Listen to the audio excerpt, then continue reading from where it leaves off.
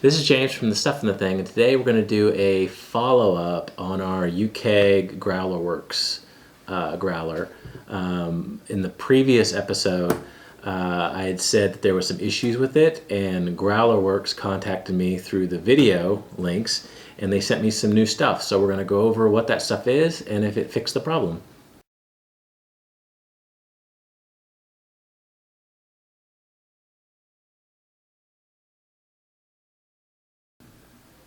All right, so in my last review, the two things that really bothered me about the uKeg, well, that made my uKeg not work, was the regulator leaked, so they sent me a new regulator, and that the tap lock got stuck when I was trying to use it, and they sent me a whole new tap. So when I got these pieces, I decided I was going to take apart my growler and clean it, and as you can see, everything's been removed, which kind of leads me to the point in my last video where I said it's hard to maintain this thing. They want you to clean it every 10 to 20 uses, and you can see the tap comes apart. I haven't even taken this apart, but there's another 5 pieces in this if you want to clean it. There's the sight tube and the sight guard, the pressure gauge, the gooseneck. There's 2 seals on both sides. The riser tube. In the newer versions, the riser tube comes out. I have an older version which is welded down to the bottom, but there's 2 seals at the top of the riser tube, and in the new version there's actually a seal. When you pop this out, there's a seal at the bottom. So there's a lot of pieces.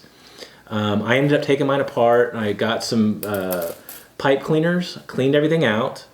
I'm going to put it all back together, and I'm going to fill it up with beer, and when we come back, we're going to see if the new regulator and the new tap I got is going to solve the problems with the uKeg. Okay, we are back from the growler shop, and we filled up the uKeg and the ManCan. I'm glad I cut away when I was putting this thing back together because I got a little frustrated trying to get the riser tube back in here. Was a pain.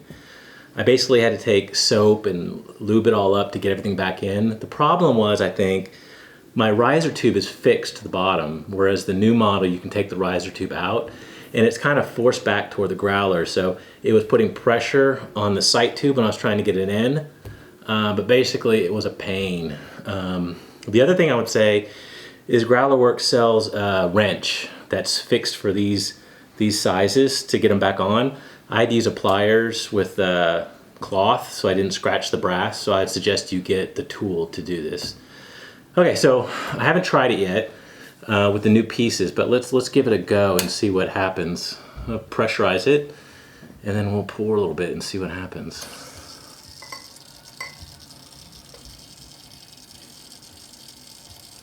Okay, so it looks like it's working again, and I want to thank GrowlerWerks for sending me the new pieces to get this thing all working.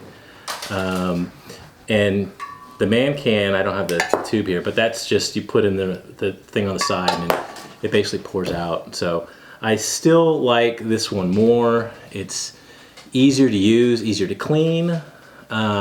This one looks nice, but there's 20 different pieces here, and if you want to clean it all, it's an ordeal. And again, it's a great growler. People visually like it.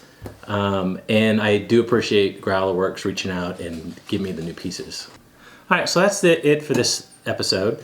If you want to see one of my previous videos, you can click in the middle.